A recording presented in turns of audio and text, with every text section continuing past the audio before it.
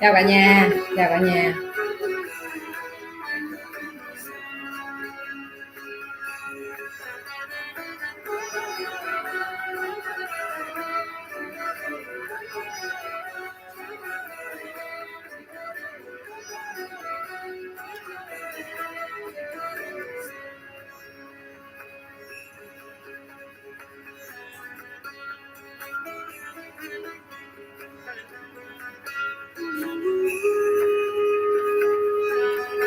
Chị Hoa là nhớ đổi tên trước khi vô nha, em mới admit vô được. Phúc 24474.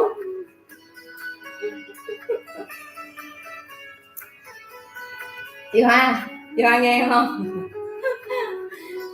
Chị phải đổi tên trước khi chị vô nhóm, chứ chị để Phúc 24474 em biết người ai em biết vô. Em đổi lại tên cho chị biết đổi tên không?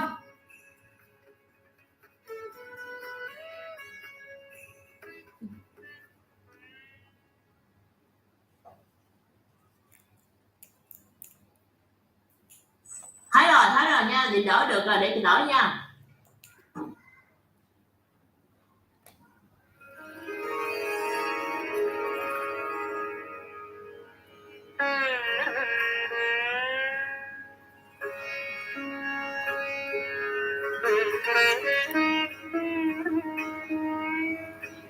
Ok rồi.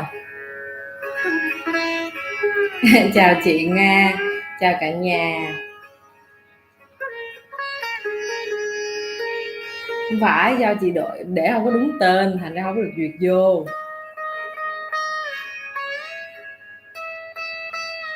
Chào cả nhà. Đúng rồi, đi cùng màu với chị.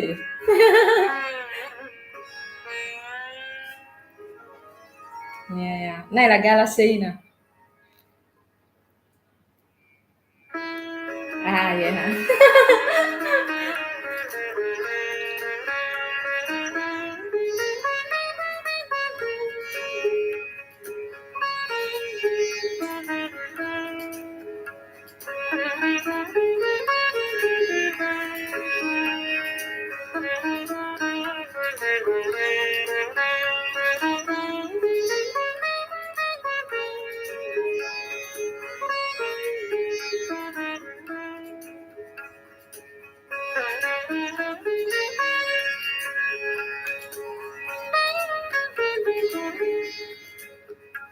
Gì mà chị nghe Lê để tiền lung tung vậy?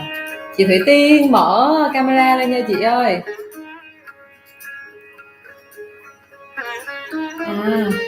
Chúc mừng sinh nhật bạn. Chúc mừng sinh nhật con nha.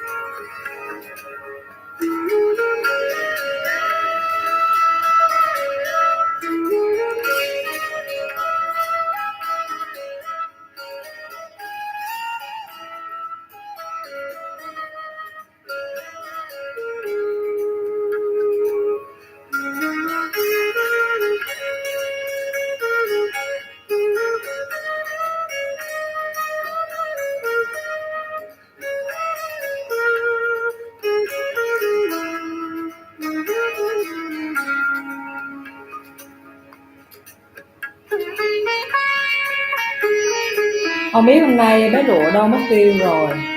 Chị Linh hay là chị Hương admit mọi người vô giúp em được không? Nhờ hai chị nhé. Đúng rồi, share co-host.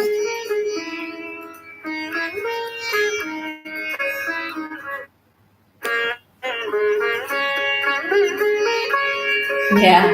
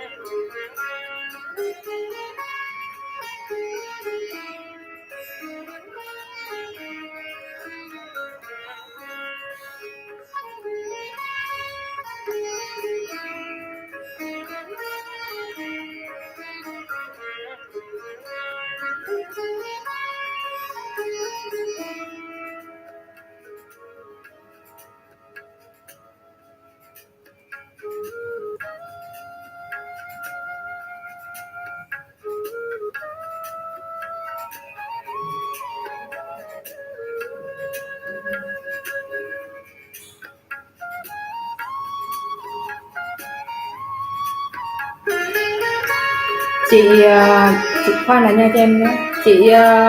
Chị Trang ơi, chị Liên Nguyễn á, chị có thể đổi tên thành Trang xem nè. Mình đang học ở đâu mà có đông người vậy chị Trang ơi? Mọi người mình vô lớp nha. Mọi người mình vô lớp nha. Welcome to day 2. Cô vô rồi. Let us all welcome Dr. Lakshmi for day 2 of this program. So ma'am, thank you so much. Mà em có gửi danh sách lên trên nhóm á, mấy chị admit giúp em nhé. Bây giờ em sẽ vô nhé.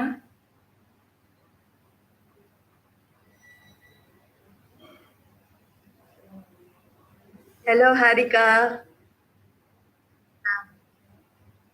Mọi người nghe cô rõ không? Harika? Yes ma'am. Yes ma'am. You can understand. Wonderful, wonderful.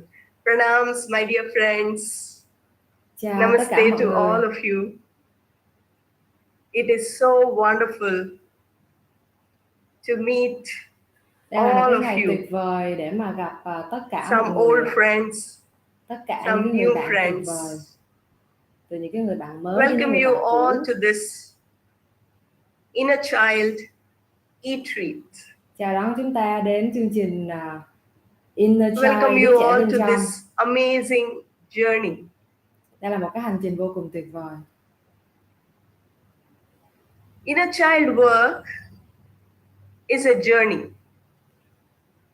Chữa lành đứa trẻ bên trong đó Journey là một of cái hành trình.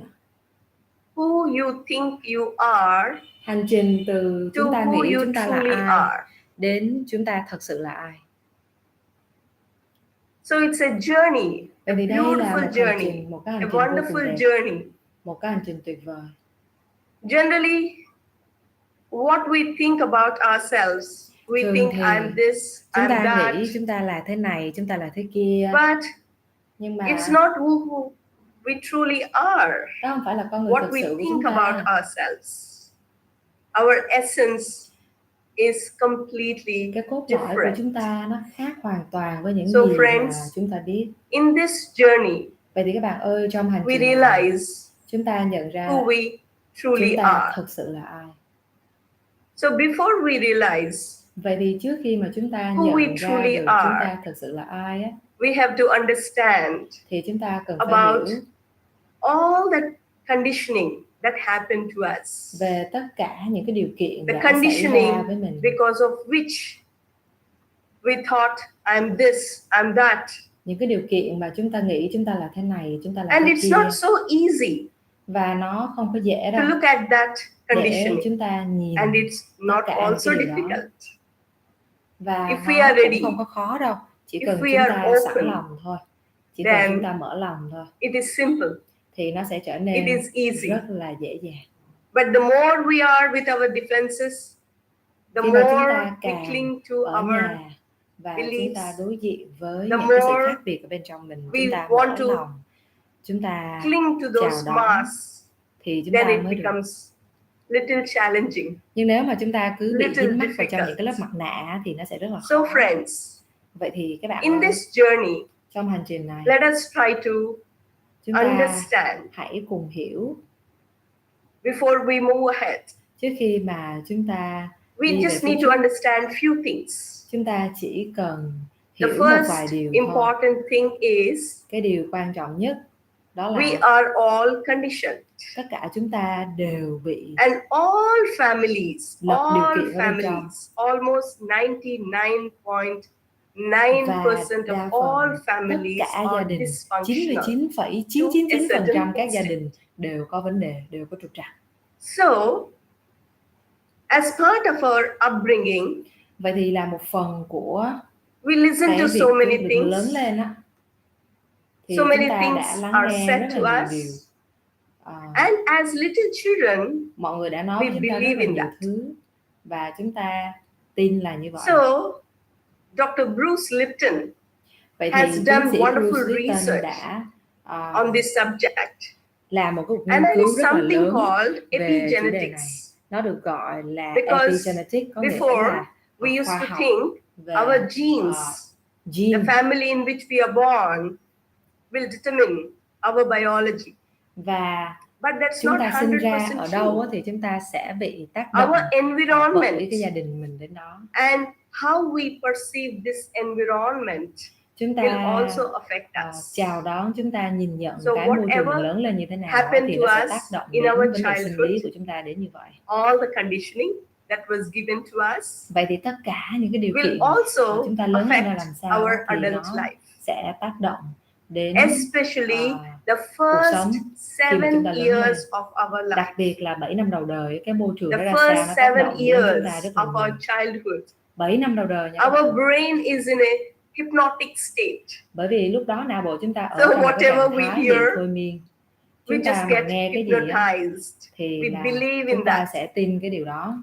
And that becomes our reality. Whatever Và we believe, later nó trở on, thành cái it thực tại của mình luôn. starts Hồi ruling nhỏ our tin cái life. gì thì It lớn starts lên nó sẽ như affecting vậy. our Nó life. sẽ ảnh hưởng đến mình. So friends, Đúng rồi. that's Cảm ơn why chị đã nhắc it mình is so kia. important for Vậy all nên of là us to understand about the truth of our childhood, chúng ta whatever might be. cần phải xác định coi là thời thơ ấu của mình như If thế you nào. were not loved Nếu mà for who chúng you ta are, không được yêu that is the thương truth. như bản chất của chúng ta thì đó là sự thật. If you were not accepted for who you are, Nếu mà hồi nhỏ chúng ta that không is được the chấp truth. nhận như bản chất của mình á, You didn't thì đó là receive sự thật. affection, Chúng ta không có được that is đón the nhận truth. tình yêu thương á, thì đó So là sự thật lúc còn nhỏ. whatever is the truth Vậy of thì our dù hồi childhood, nhỏ sự thật nó là we cái gì need đi to chăng nữa face thì the truth of chúng ta our cũng đều sẽ childhood. đối diện với cái tuổi thơ đó. So first of all, I Đầu want tiên, to congratulate tôi all of muốn chúc you, mừng tất cả các bạn, all of you, tất cả các bạn luôn. because it is not easy. Bởi vì nó không có It dễ, is not easy nó không dễ đâu ạ. to attend this inner child work Để mà chúng ta unless tham gia vào cái until chương trình there này. is an inner call from within. Bởi vì nó là cái tiếng gọi từ ở bên Because trong. many people they plan, Rất là nhiều người many they họ want to đã lên attend, kế hoạch, rất là nhiều but người họ in the muốn tham last dự. minute Nhưng mà phút something cuối happens. thì cái điều gì đó đã Some xảy fear ra, comes up, some đã có cái resistance nỗi sợ diễn comes ra up, and they just drop. và họ So đã that is the bỏ resistance. qua cái khóa học này. The Vậy thì đó là cái resistance sự kháng to cự, transform. kháng cự để We chuyển don't hóa. want to transform. Chúng ta không có muốn chuyển hóa. We don't want to experience healing in our life. Chúng ta không có muốn Because trải nghiệm sự we chữa are lành so trong cuộc đời của mình. habituated Bởi vì to chúng that ta pain, đã to that quá quen thuộc suffering. với những cái nỗi We are đau, so những cái sự khổ habituated, sở của mình rồi. and we Nên want là to quen quá live rồi. like a victim, Và chúng not ta consciously, trở thành but at a cái deeper level. nạn nhân của chính mình. So friends, Vậy thì các first bạn of ơi, all, I want to đầu congratulate tiên all là of you and let us tôi all muốn chúc clap mừng for hết tất cả các bạn, ourselves những ai mà đã có for mặt ở making đây. this choice. Để Let us các all bạn đã clap. đưa ra cái sự lựa chọn tham gia vào chương trình này. Appreciate ourselves. Các bạn hãy trân trọng chính mình đi That's ạ. amazing, my Rất là dear tuyệt vời. friends. So the first important point is Và cái điểm we all quan need to trọng understand là that tất cả chúng ta cần we phải need to hiểu coi face là the truth of sự our thật ở bên trong là childhood. gì. Tôi phải đối diện với cái sự thật nào của chính mình đây. In this process, Trong quá trình này there are so many things có rất là nhiều that thứ will pop up, mà nó sẽ that diễn will ra, surface, mà nó sẽ trỗi dậy. because Bởi vì all children, tất cả mọi all cái đứa children, trẻ without any exception, không có they bất kỳ một cái are ngoại lệ nào hết, egocentric. nó đều rất là tập Every trung vào child, chính nó, nghĩa là nó mang they cái chủ want nghĩa to vị kỷ á, protect their parents. và nó They want to luôn muốn protect bảo their vệ caretakers. bố mẹ nó, luôn muốn bảo vệ Because người we have received chăm sóc so nuôi much dưỡng nó. from them. Bởi vì chúng ta đã đón nhận rất là So, nhiều thứ từ bố mẹ rồi. In order to make them Vậy nên right, là để mà khiến bố we mẹ want to trở make thành người đúng đắn ourselves wrong. thì đôi khi chúng ta đã tự xem mình sai. So, in Là cái đứa trẻ đó so tự many nói nó sai ways, để nó bảo vệ bố mẹ nó. whenever we are doing this inner child work, Và bất kỳ khi the nào pain chúng ta comes chữa up, lành đứa trẻ the bên trong, sadness cái nỗi comes đau up, trỗi dậy, all the vết thương feelings trỗi they dậy, surface. có rất là nhiều thứ But chúng ta phải đối diện. Somewhere Ở đâu đó we trên một don't cách nào allow đó that to thì happen, chúng ta không có cho nó xảy because ra, bởi at a vì deeper level we ở một feel cấp that độ sâu hơn oh, thì chúng I ta am thấy making là my parents ồ, wrong, tôi đang or khiến bố I'm mẹ talking tôi something trở nên about sai, bad about my tôi đang parents nói xấu or về about bố my mẹ, family. đang nói xấu về So gia then đình. what happens? Rồi gì xảy ra? We want to protect them. Chúng ta muốn bảo vệ bố So mẹ của we mình just mà. say, Nên là oh, chúng it's ta nói because of là the không situations. phải đâu, It's do là because of hoàn the cảnh đó nó như vậy như thế I was kia, not loved. nên là bố mẹ đã không có yêu So tôi we đủ don't thôi. want to Nhưng make mà bố mẹ them đâu có wrong. cố tình là làm tổn thương tôi đâu. So my dear friends, we all need to Các understand bạn ơi, tất that cả chúng ta cần phải this hiểu một cái inner điều là child work is chữa lành not đứa trẻ bên about trong không making phải our là parents chúng ta nói wrong. ôi bố mẹ sai cái này sai cái kia. Không có It's phải là not để đổ lỗi about đâu. blaming. It's not about judging anybody. Không có phải It's học để rồi chỉ about trích bố mẹ của mình đâu, understanding mà chúng ta the học truth có kiến thức of để our chúng ta childhood, nhìn ra được cái sự thật whatever it is. thời thơ, dù cái sự thật So đó in nó this có là cái gì đi process, chăng nữa thì chúng ta all cũng đối these diện với things nó. will surface. Vậy thì So we need to be tôi cần aware of phải all these nhắc nhở các bạn là factors. hãy chuẩn bị tinh Because thần, nếu most như of the những cái time, lúc tổn thương nỗi đau nó có xuất hiện thì hãy đối as diện nó. most of us, we are in this spiritual Và đa path. phần chúng ta ở trong cái So what con happens đường tâm is, linh đó, when we are in this spiritual path, và khi chúng ta ở trong con đường tâm generally linh we thì just reach to that understanding chúng mentally. ta cứ We gọi do là dùng cái something, lý trí we do some để chúng ta courses, or hiểu we read some là books, tôi học cái này học cái kia, we tôi đọc sách này sách read kia, that, or tôi we hiểu understand mà that we need to forgive people, tôi cần phải we tha need to thứ, accept tôi everything cần phải as chấp it nhận mọi is. thứ mà. So what happens Vậy thì without khi going mà through this bạn pain, làm như vậy á, bạn we chỉ có bypass hiểu về mặt lý trí thôi, this original bạn pain, không có đi vào trong cái cảm and we xúc reach to để this bạn thật sự chuyển hóa nó, level of mà intellectual bạn chỉ understanding, dùng cái and lý we trí think, của mình, oh, cái sự I have hiểu released về mặt everything, tâm lý I have và về forgiven mặt everybody, gọi là suy I have nghĩ healed thôi. everything, Bạn nghĩ là ồ tôi tha thứ but hết rồi, only at tôi the hiểu hết mọi chuyện intellectual mà, level. chuyện đó đã qua rồi mà. Because we are Các bypassing bạn this, hãy để ý we are nha, nó được bypassing gọi this là pain, dùng we are not cái lý going trí through của this. mình để So what trốn tránh happens, cái nỗi even đau, if you để mà understand kiểu these như là things phớt lờ hoặc intellectually, là làm cho cái nỗi đau nó maybe nhẹ đi á. Nhưng mà thực something sự các bạn happens không có giải quyết vấn and đề cốt immediately lõi. you react. Nhưng các bạn để ý xem The coi same một pain, chuyện gì đó xảy ra, the bạn có same rất là dễ anger, nổi nóng không? the Bạn có same dễ phản ứng sadness không? Bạn có dễ comes up. buồn không? Nó có So hay that trỗi is dậy không? why it is Nếu mà important có for us thì to go through this, bạn cần phải đi qua cái nỗi đau to này, face this, bạn cần phải đối to diện với face cái the điều truth này, of the bạn cần childhood, phải to đối face diện this với pain, cái acknowledge this nỗi pain, đau của đứa trẻ bên understand trong. this pain, Bạn cần phải hiểu tất and cả with mọi that thứ, và với understanding, cái việc hiểu we'll này be á able to heal thì ourselves chúng best. ta sẽ chữa lành So chính then, mình. after this, Vậy thì sau reaching khi to làm that cái điều này á, understanding, các it bạn really helps us. kết nối với It cảm xúc really của mình, các helps bạn us thật sự to hiểu và take chuyển it hóa a cảm xúc đó quantum thì sao? leap Thì bạn mới đến in được our cái hiểu về mặt evolution, lý trí, nhưng mà cái hiểu and đó we'll nó be là able cái hiểu to từ trí tuệ, experience transformation. và đó là khi We'll bạn be có thể trải nghiệm able được to cái sự chuyển hóa experience thật sự, deeper healing. và bạn sẽ có thể trải So nghiệm được cái friends, sự chữa lành with một cách sâu this sắc. short introduction, Vậy thì đó là let cái us phần giới today thiệu ngắn của tôi. understand Các bạn hãy nhớ nhé, là 7 if năm đầu đời là our 7 năm tác động inner rất là lớn lên child đứa is trẻ, bởi vì đó wounded, là cái thời gian mà if đứa our trẻ needs đang are not ở met trong cái in the childhood, trạng thái não bộ giống như thôi what miên. can happen to us? What happens Vậy to an thì adult? lúc còn nhỏ, Because some of us, we only remember certain things. We chúng ta chỉ có remember, thể nhớ được một yes, vài điều thôi.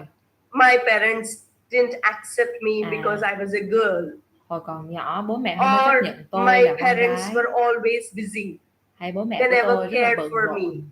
They không never có spent chăm được time cho with tôi, me. không có So dành maybe thời gian với you're just tôi. aware Nhưng mà nó có thể là of all bạn these chỉ factors. ý thức về những And cái some of thông us, tin we đó don't thôi, have any feelings. nhưng mà tôi Only không có at the cảm xúc mind gì level, cả. you Có nghĩa know là that this has về mặt happened. lý trí á, thì And for bạn most nhớ of us, nó có cái sự or kiện some đó, of nhưng mà us, bạn we không don't hề có một chút remember cảm xúc nào khi mà what nghĩ về happened in những the cái đó cả. childhood. Some remember vaguely, some don't remember, Rồi có một some vài remember. người thì chẳng nhớ gì hết, So một vài friends, người thì nhớ mờ mờ, what is có một vài important người thì here là is, nhớ rất là rõ, hoặc first, là có một vài người you là need quên to luôn. make a diagnosis. Vậy thì chúng ta phải làm gì đây? We Khi can't mà có người nhớ, run có for người the không, medicine chúng without ta making cần the phải diagnosis. chẩn đoán bệnh So cái, first, đúng không ạ? we have to Muốn uống thuốc make thì phải the chẩn đoán đúng bệnh. diagnosis. Nên là hôm nay là Whether chúng ta chẩn đoán bệnh đó. the inner child Lụa is ơi, accept mọi wounded người giúp chị or nhé. not. So without remembering Vậy thì nếu anything như chúng from ta our không có childhood, nhớ cái from gì our cả trong past, thời thơ ấu, today I'm going to share certain things with all vậy of thì you, ngày hôm nay some tôi sẽ pointers, chia sẻ với các bạn một and vài based on điểm. that, Dựa trên we những can cái điểm này, diagnose bạn whether có thể our inner chẩn đoán child bệnh, is wounded xem coi đứa trẻ or not. của mình có bị tổn thương So hay là không. friends, let us today understand about Vậy thì bây what giờ happens chúng ta hãy cùng hiểu xem là when our chuyện gì đã needs xảy are not ra met, khi những nhu cầu when căn our bản của inner đứa trẻ child is không được wounded, đáp ứng. how Nếu mà đứa it trẻ bị tổn thương contaminates thì our đứa trẻ adult life. sẽ người đó How lớn it lên thì affects nó ảnh hưởng đến our cuộc đời adult của life. họ như thế nào. Let us Chúng ta try cùng ghi to lại những cái triệu chứng này nhé. understand this today. Mọi người hãy cùng nhau ghi chép Because đầy đủ this is so và post important. cái bài tập This ghi is chép the của mình beginning lên trên step. nhóm á, nó sẽ giúp First, we chúng need ta to ôn bài rất là diagnose tốt. that I have this problem. I Vậy thì khi have chúng ta this chẩn đoán condition, bệnh, and chúng ta thấy later bây we giờ trong move cuộc sống hiện towards the tại nè, tôi có vấn đề solution. này, vấn đề kia nè, Later, thì có we nghĩa là move đứa trẻ towards có thể the bị tổn thương. medicine. Và khi mà biết mình So, tổn thương như thế nào rồi the đó, thì chúng first ta sẽ được point nhận thuốc để mà chữa or bệnh. the pointer is Vậy thì những yếu tố để chúng ta whenever xác định đó là, these needs are not met to the child, tôi nhắc lại, when khi the những child nhu is cầu not không được thỏa loved mãn, khi đứa trẻ unconditionally, không được yêu thương một cách vô or điều kiện, whenever the child doesn't receive the hoặc khi love, mà đứa trẻ affection, không hề nhận được tình yêu thương, nurturance, sự chăm sóc và nuôi dưỡng, what happens is điều gì xảy ra? later on in Sau our đó, adult life, trong cái đời we sống develop certain behaviors, hiện tại á, lớn and lên this á, thì behavior is người này sẽ called phát triển những cái codependent hành vi, behaviors. những hành vi mang tính phụ thuộc, Codependency. những cái hành vi mà bị I'll lệ thuộc. explain everything in